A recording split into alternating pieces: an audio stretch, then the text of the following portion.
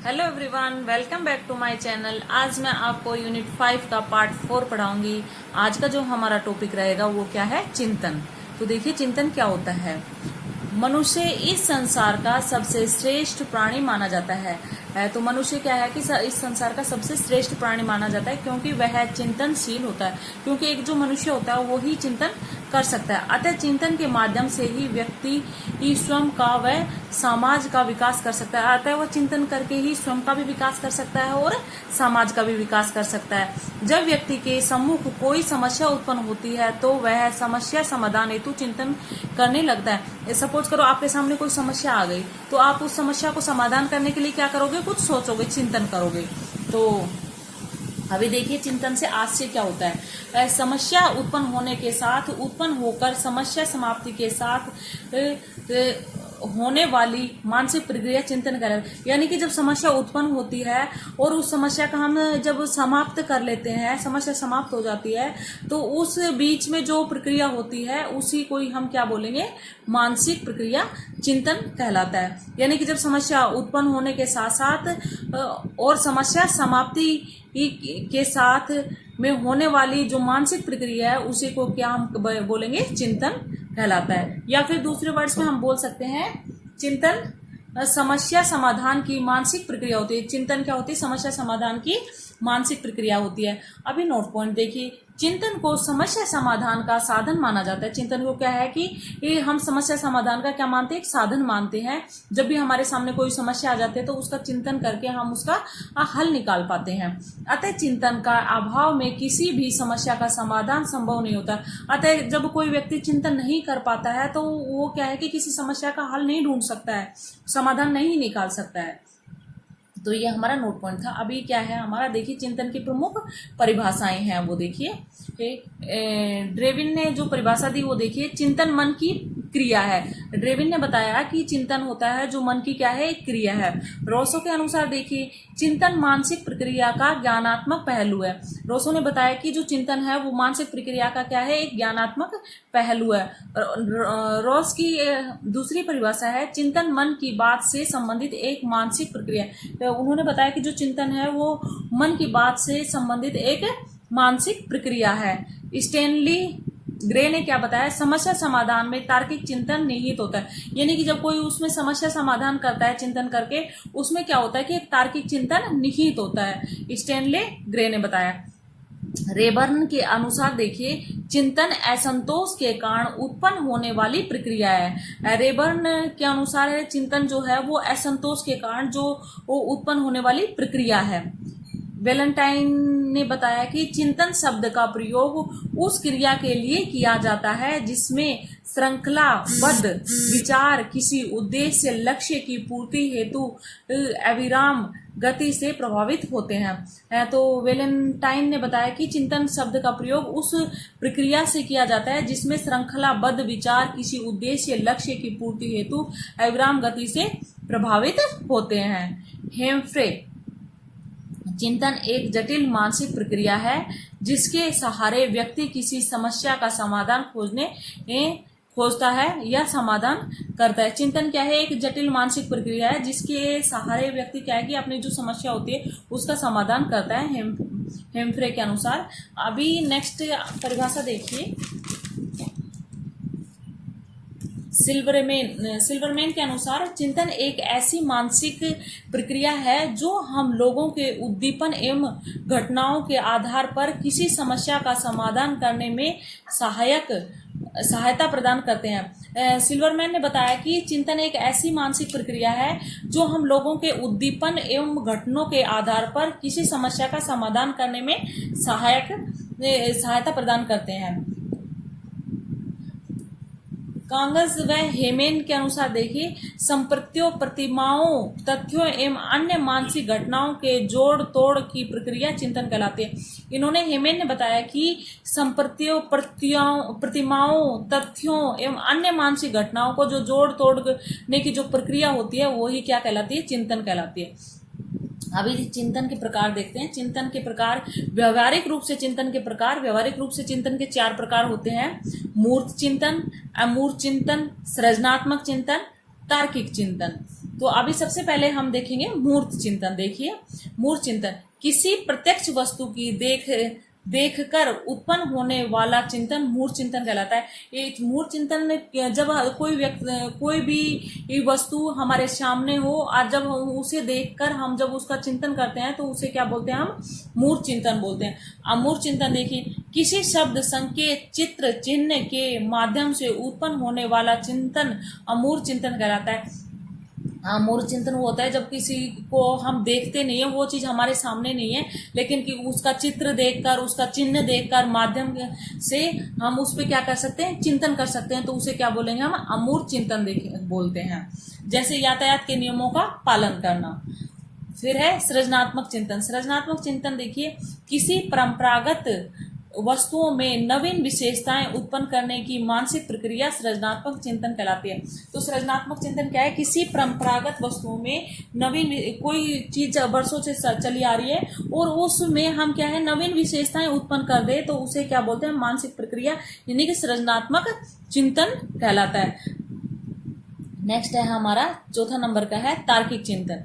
किसी नियम सिद्धांत के आधार पर किया गया चिंतन तार्किक चिंतन कहलाता है। यदि किसी नियम सिद्धांत के आधार पर जो चिंतन किया जाता है तो उसे हम क्या बोलते हैं, तार्किक चिंतन बोलते हैं। जैसे आसमान में उछली गई गेंद पुनः धरती पर क्यों आती है, तो ये एक, जैसे आसमान में जब हम गेंद उछाल देते हुए तो वह पुनः धरती पर लौट के आ जाती है, तो क्यों आ जाती, तो इस प्रकार के जब क्वेश्चंस मन में आते हैं तो वो क्या है, तार्किक चिंतन कहलाता है।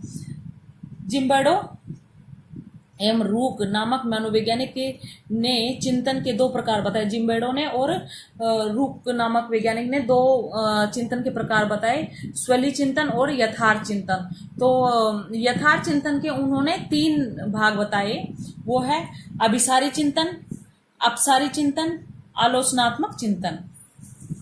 नेक्स्ट अभी देखिए स्वैली चिंतन। स्वैली चिंतन क्या होता है, देखिए,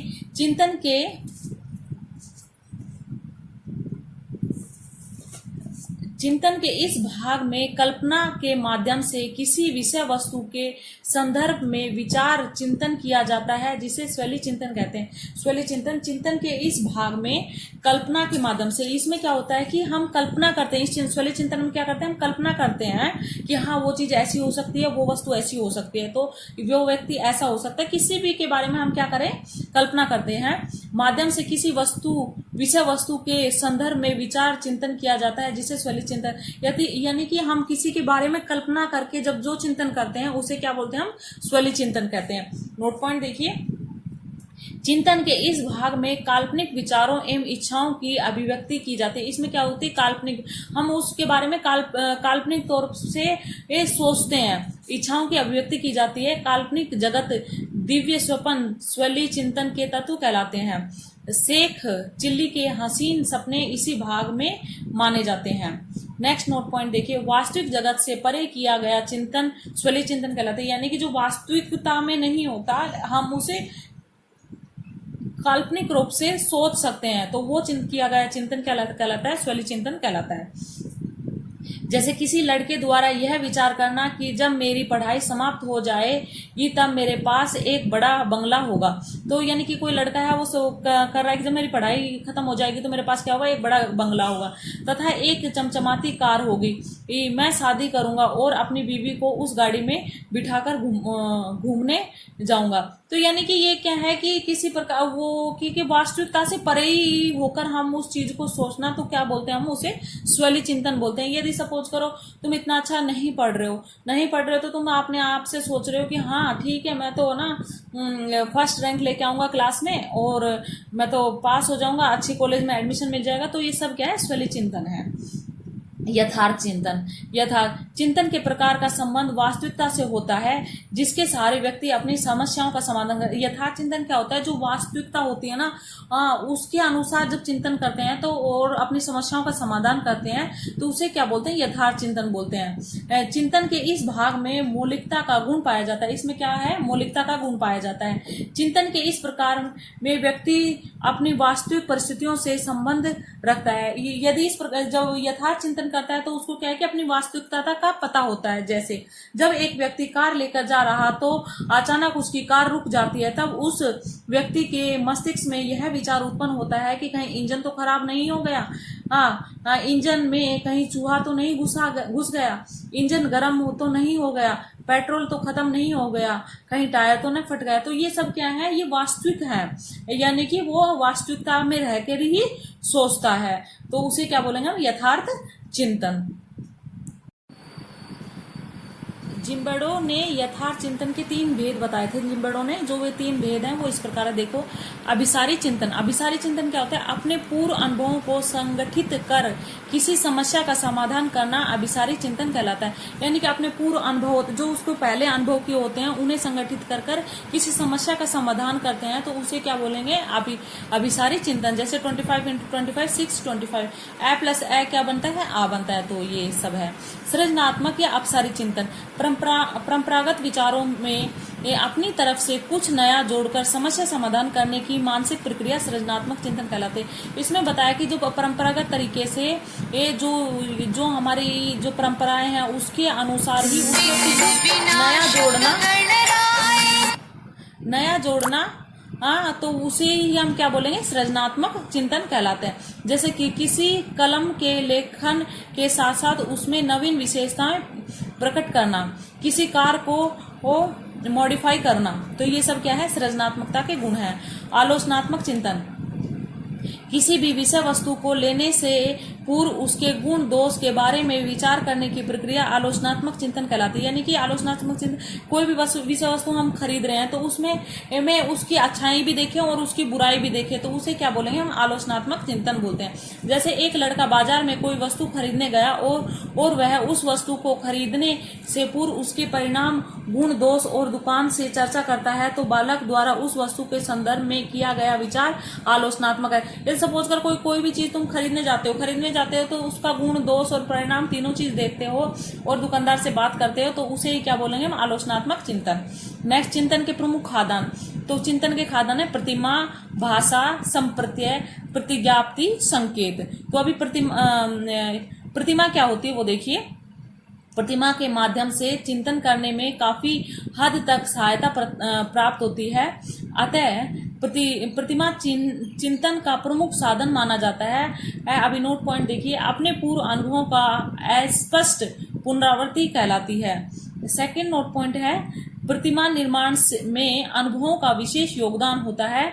जैसे कक्ष में बैठकर घर की वस्तुओं के बारे में सोचना, तो उसे क्या बोलेंगे हम, प्रतिमा चिंतन। नेक्स्ट है हमारा भाषा। तो भाषा क्या होती है वो देखिए। भाषा का चिंतन का दूसरा प्रमुख साधन, भाषा क्या है, चिंतन का दूसरा प्रमुख साधन है। अपने विचारों के आदान प्रदान करने की प्रक्रिया भाषा कहलाती है। यानी कि जो हम अपने विचारों को आदान प्रदान करते हैं तो उसे हम क्या बोलते हैं, भाषा बोलते हैं। भाषा को आंतरिक भाषा भी कहा जाता है, तो इसे दूसरा नाम इसका क्या है, आंतरिक भाषा। भाषा के बिना चिंतन संभव नहीं।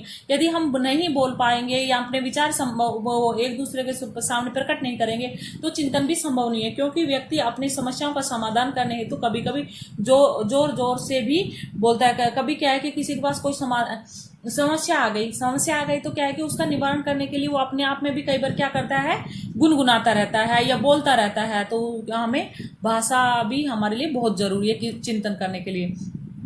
अभी संप्रत्यय देखिए। संप्रत्यय, चिंतन करने में व्यक्ति भिन्न भिन्न प्रकार के संप्रत्ययों का सहारा लेता है। यानी कि अनेक प्रकार के संप्रत्यय होते हैं जिनका वो सहारा लेता है चिंतन करने के लिए, तथा प्रत्येक वस्तु का संप्रत्ययों वो व्यक्ति अपने मन में रखता है, और प्रत्येक संप्रत्यय क्या करता है, वो अपने मन में रखता है। अतः व्यक्ति के मन में जितने अधिक संप्रत्यय होंगे, व्यक्ति में चिंतन करने की क्षमता उतनी ही अधिक होगी। जितने अधिक संप्रत्यय उसके मन में होंगे ना, उतनी ही चिंतन करने की वो क्षमता भी उसमें इतनी ही अधिक होगी। जैसे किसी व्यक्ति से यह कहा जाता है कि 4 पैर, 2 कान, 1 पूंछ तथा ऐसे अंगों वाली जानवर भोगता है तो उसे क्या बोलेंगे, तो यह एक होता है, यानी कि जितने संप्रत्यय उसके मन में होंगे तो वह इतना ही अच्छा चिंतन कर सकता है, तो उसे क्या बोलते हैं हम, संप्रत्यय। प्रतिज्ञाप्ति, प्रतिज्ञाप्ति क्या है देखिए, जब किसी एक संप्रत्यय का संबंध दूसरे संप्रत्यय से कर दिया जाए तो चिंतन करने में सहायता प्राप्त होती है, जिसे प्रतिज्ञाप्ति कहते हैं। यानी कि एक संप्रत्यय का संबंध दूसरे संप्रत्यय से कर दिया जाए, यानी कि एक समस्या, कोई समस्या है उसका संबंध हम दूसरी समस्या से कर दें तो चिंतन करने में सहायता, तो उसमें क्या है कि चिंतन करने में सहायता मिलेगी, जिसे हम क्या बोलते हैं, प्रतिज्ञाप्ति कहते हैं। जैसे दिल्ली का लाल किला, आगरा का लाल किला यानी कि पागलखाना, ध्रुवीय भालू यानी कि सफेद होता है, तो ये सब क्या है, एक दूसरे को जब एक प्रतिज्ञाप्ति को दूसरी प्रतिज्ञाप्ति से जोड़ते हैं तो चिंतन करने में हमें आसानी होती है। प्रतिज्ञाप्ति अनेक विचार का एक संगठन है जिसे चिंतन करने में सहायता प्राप्त होती है। नेक्स्ट है हमारा सांकेतिक, तो ये देखो ये सांकेतिक, सांकेतिक क्या है, संकेत के माध्यम से चिंतन करने में बहुत ही अधिक सहायता प्राप्त होती है।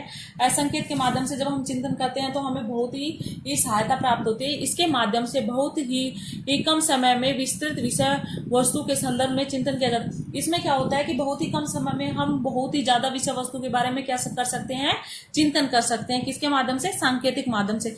चिंतन मानसिक प्रक्रिया का एक पहलू है जो भाव विचार उत्पन्न करने का कार्य करता है। चिंतन क्या है, मानसिक प्रक्रिया का क्या है, एक पहलू है जो कि भाव विचार उत्पन्न करने में कार्य करता है। चिंतन की विशेषताएं देखिए अभी। विशिष्ट गुण, विशिष्ट गुण क्या होता है, चिंतन मानसिकता की वह प्रक्रिया या शक्ति है जिसमें समस्या समाधान का विशिष्ट गुण पाया जाता है। तो इसमें चिंतन में क्या होता है कि एक समस्या समाधान का क्या है कि विशिष्ट गुण पाया जाता है। मानसिक प्रक्रिया, चिंतन मानसिक प्रक्रिया का ज्ञानात्मक पहलू है तथा यह समस्या समाधान की मानसिक प्रक्रिया है। मानसिक चिंतन क्या है, मानसिक प्रक्रिया का ज्ञानात्मक पहलू है तथा यह समस्या समाधान की मानसिक प्रक्रिया है। भावी आवश्यकताओं की पूर्ति हेतु किए जाने वाला व्यवहार, किसी की भी आवश्यकता की पूर्ति हेतु चिंतन का होना अति आवश्यक होता है। समस्या समाधान तक चलने वाली प्रक्रिया, ये भी एक विशेषता है। समस्या उत्पन्न होने के साथ साथ उत्पन्न होकर समाप्ति के साथ ही समाप्त होने वाली मानसिक प्रक्रिया चिंतन कहलाती है। यानी कि जब समस्या उत्पन्न होती है और जब तक वो समाप्त होती है तब तक वो चलने वाली प्रक्रिया क्या कहलाती है, चिंतन कहलाती है। तो विभिन्न विकल्प के लिए देखिए, चिंतन के माध्यम से समस्या समाधानों के कई विकल्प उत्पन्न होते हैं। यदि हम किसी चीज के बारे में चिंतन कर रहे हैं तो उनके माध्यम से समस्या समाधान के लिए हमारे सामने कई विकल्प उत्पन्न होते हैं और अनेक तरीके से समस्याओं का समाधान हम कर सकते हैं। नेक्स्ट, समस्या समाधान, चिंतन को समस्या समाधान का साधन भी माना जाता है। हम चिंतन को जब हम चिंतन करते हैं किसी समस्या के लिए तो उसे हम क्या, समस्या समाधान का साधन भी मान सकते हैं। चिंतन विकास के उपाय एवं समस्या समाधान। तो अभी देखिए चिंतन के विकास और समस्या समाधान के उपाय हैं वो देखिए। भाषा विचारों की अभिव्यक्ति का प्रमुख साधन माना जाता है, अतः शिक्षक द्वारा बालक बालिकाओं के भाषाई विकास में वृद्धि करनी चाहिए। तो क्या है कि भाषा को प्रमुख साधन माना जाता है और बालक बालिकाओं में भाषा का अधिक से अधिक विकास करना चाहिए। शिक्षक द्वारा बालक बालिकाओं के ज्ञान में भी वृद्धि करनी चाहिए क्योंकि ज्ञान चिंतन का प्रमुख आधार माना जाता है। और क्या है कि शिक्षकों के द्वारा बालक बालिकाओं में ज्ञान की भी वृद्धि करनी चाहिए। जिस बालक बालिकाओं में जितना ज्ञान अधिक होगा वह इतना ही अधिक चिंतन कर पाएगा। बालक बालिकाओं के अनुभव में वृद्धि करने का प्रयास करना चाहिए। उनमें जितना अनुभव अधिक होगा उतना ही वो अधिक अच्छा चिंतन कर पाएगा। शिक्षक द्वारा बालक बालिकाओं को अपने विचार व्यक्त करने का अवसर प्रदान करना चाहिए और हमेशा बच्चों को क्या है कि अपने विचार प्रकट करने का अवसर भी देना चाहिए, ना कि शिक्षक अपनी भूमिकाएं उनके ऊपर थोपता रहे। शिक्षक के द्वारा बालक बालिकाओं से सदैव विकासात्मक प्रश्न ही पूछने चाहिए। शिक्षकों के द्वारा जो बच्चे होते हैं उनके लिए सदैव विकासात्मक प्रश्न पूछे जाने चाहिए। बालक बालिकाओं को रटने की प्रवृत्ति पर रोक लगानी चाहिए, यानी कि उनको रटने के लिए नहीं देना चाहिए, उन्हें समझाना चाहिए और समझकर उसका समाधान करना चाहिए। समस्या समाधान परिचय देखो, समस्या समाधान उसका परिचय है। समस्या समाधान का संबंध जोरोम बुर्नर के अन्वेषण उपागम से भी माना जाता है। तो समस्या समाधान का वो संबंध है वो जो जेरोम बुर्नर के अन्वेषण के उपागम से माना जाता है। बुर्नर के उपागम में बालक स्वयं सक्रिय रखकर अपनी समस्याओं का समाधान खोजता है। इसमें क्या होता है कि बच्चा खुद सक्रिय रहता है और अपनी समस्याओं का समाधान खोजता है, और शिक्षक एक दिशा निर्देश का कार्य करता है। ठीक उसी प्रकार समस्या समाधान में भी बालक स्वयं अपनी समस्या का समाधान करने हेतु तथा सूचनाओं का संकलन करता है, इन समस्याओं का समाधान करता है। समस्या समाधान से आशय क्या है वो देखिए।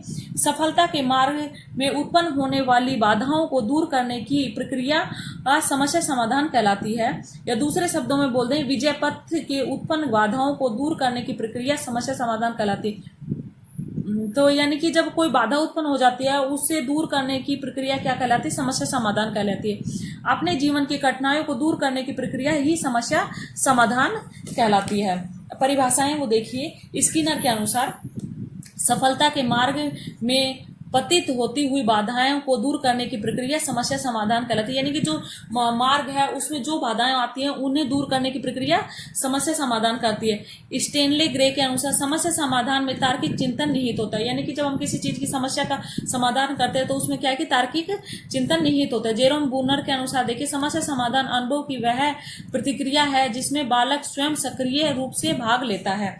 समस्या समाधान की विधियां अनुसीखी विधि, प्रयास एवं त्रुटि की विधि, अंतर्दृष्टि सूझ की विधि, वाक्यात्मक विधि, वैज्ञानिक विधि। तो अभी देखिए ये अनसीखी विधि, पूर्व में समस्या समाधान का अनुभव न होने के उपरांत भी समस्या उत्पन्न होने पर समस्या समाधान का प्रयास करने की प्रक्रिया अनसीखी विधि कहलाती है। यानी कि उसको पहले से ज्ञान नहीं है लेकिन फिर भी वो क्या कर रहा है, प्रयास कर रहा है, तो उसे अनसीखी विधि कहेंगे। जैसे कि तैरना न आने पर पानी में डूबते समय अपने हाथ पैरों का मारना। यदि बच्चों को तैरना नहीं आ रहा लेकिन फिर भी वो पानी में कूदता है, अपने हाथ पैर मारता है, तो उसे क्या बोलेंगे? अनसीखी विधि। मधुमक्खी द्वारा डंक मारना। प्रयास एवं त्रुटि की विधि देखिए, इस विधि के अनुसार बालक बालिकाओं को निरंतर प्रयास अभ्यास करते रहना चाहिए, क्योंकि निरंतर प्रयास अभ्यास के माध्यम से व्यक्ति की त्रुटि अंतर्दृष्टि सूझ विधि, ये कोहलबर्ग का सिद्धांत है। विभिन्न नवीन परिस्थितियों में समस्या समाधान करने की मानसिक प्रक्रिया अंतर्दृष्टि सूझ कहलाती है। यानी कि जो उसके सामने विभिन्न प्रकार की समस्याएं हैं, उन समस्याओं के बीच में जो प्रक्रिया करता है, वो मानसिक प्रक्रिया करता है, उसे अंतर्दृष्टि व सूझ कहलाते हैं। कोहलबर्ग के अनुसार जब व्यक्ति के सम्मुख कोई समस्या उत्पन्न होती है तो व्यक्ति समस्या समाधान का प्रयास करने लगता है, परंतु असफल रहता है। क्या है कि जब व्यक्ति के सामने कोई समस्या रहती है और वो समस्या समाधान के लिए प्रयास करता है लेकिन वो असफल रहता है, लेकिन अपने आसपास की परिस्थितियों का अवलोकन कर पुनः प्रयास करता है। लेकिन वो अपनी आसपास की जो परिस्थितियां होती है उनको देखता है, अवलोकन कर पुनः प्रयास करता है, पर अचानक व्यक्ति की मानसिकता में समस्या का समाधान उत्पन्न हो जाता है, जिसे अंतर्दृष्टि सूझ कहते हैं।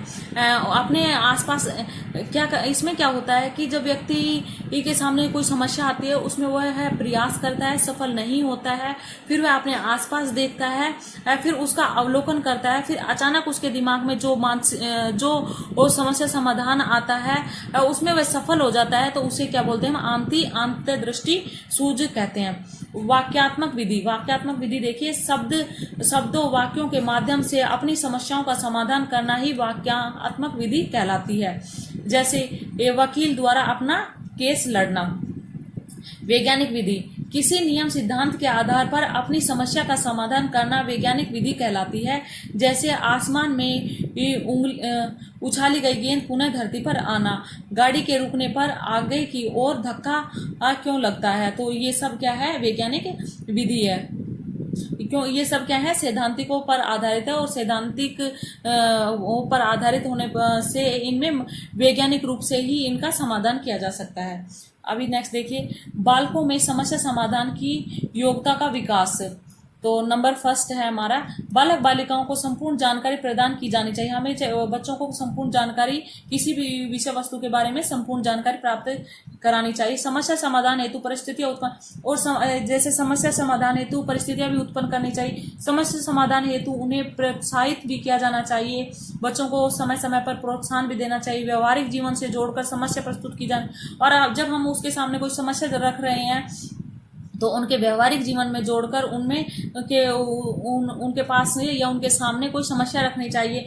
बालक बालिकाओं के समस्या समाधान हेतु आवश्यक सामग्री उपलब्ध करानी ही चाहिए। और क्या है कि जब उनके सामने हम समस्या रख रहे हैं तो उसका समाधान कराने के लिए हम उनके सामने आवश्यक सामग्री भी रखनी चाहिए। शिक्षकों को आवश्यकता अनुसार दिशा निर्देश प्रदान करना चाहिए और जैसे जैसे उनको आवश्यकता रहे वैसे वैसे शिक्षकों को बच्चों को दिशा निर्देश भी प्रदान करते रहना चाहिए। बालकों में स्वतंत्र निर्णय लेने की योग्यता का विकास करना चाहिए। आवश्यकता अनुसार उन्हें पुरस्कार प्रदान भी करना चाहिए। Thank you.